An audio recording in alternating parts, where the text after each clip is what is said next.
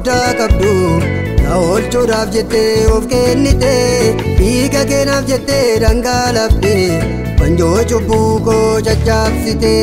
gatiin kee maalinuu narraan ba'u karaa keenuma koo taraarame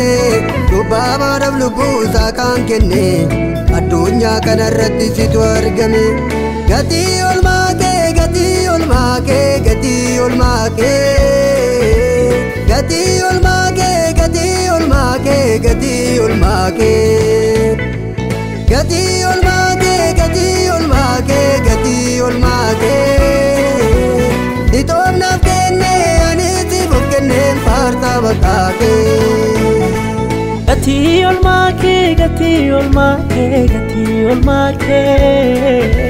gatii olmaa kee gatii olmaa kee gatii olmaa kee gatii olmaa kee gatii olmaa kee gatii olmaa kee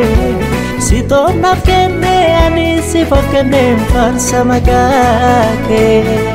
gatii olmaa kee gatii olmaa kee gatii olmaa kee sitoomnaaf kenne ani siif of kenneen faarsaa maqaa kee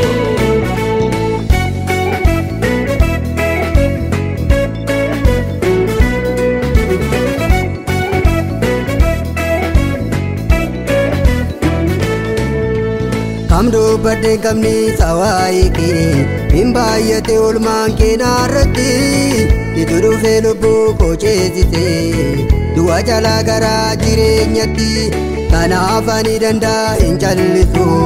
Olmaa keetu na keessa dubbata Har'as borus bara baraan fudhu Yesus koo hangafa galata Kanaaf ani danda'a hin callisu Olmaa keetu na keessa dubbata Har'as borus bara baraan fudhu Yesus koo hangafa galata gatii olmaa kee gatii olmaa kee gatii olmaa kee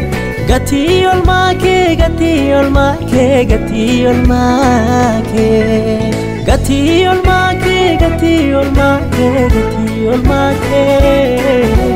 sitoomnaaf kenne ani siif of kenneen faarsaa maqaa kee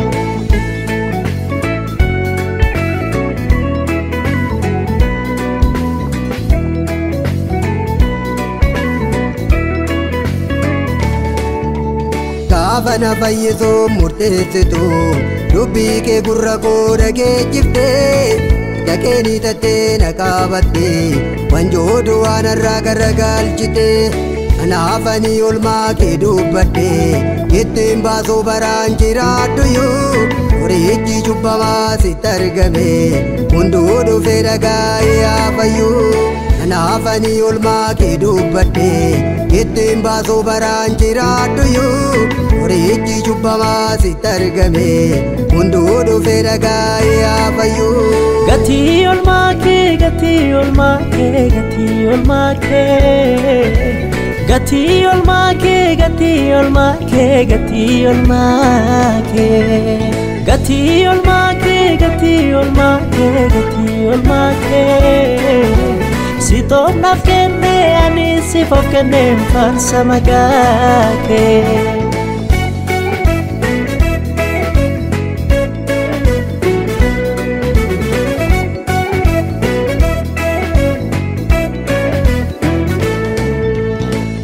Koo ilaaltee nan tuuffanne Waaqaa buutee na fayyisuuf jettee Dhiiga kee qulqulluu dhangalaafte Waaqaaf nama walitti daraarsite Kanaaf ani danda'a hin callisu Olmaa keetu onnee koo tuttuqaa Otoo si ta'uu baate Waaqa koo eenyutu mana cubbamaa dhaqa Kanaaf ani danda'a hin callisu Olmaa keetu onnee koo tuttuqaa Otoo si ta'uu baate Waaqa koo eenyutu mana cubbamaa dhaqa gatii olmaa kee gatii olmaa kee gatii olmaa kee gatii olmaa kee gatii olmaa kee gatii olmaa kee gatii olmaa kee gatii olmaa kee gatii olmaa kee sitoomnaaf kenne ani siif of kenneen faarsaa maqaa kee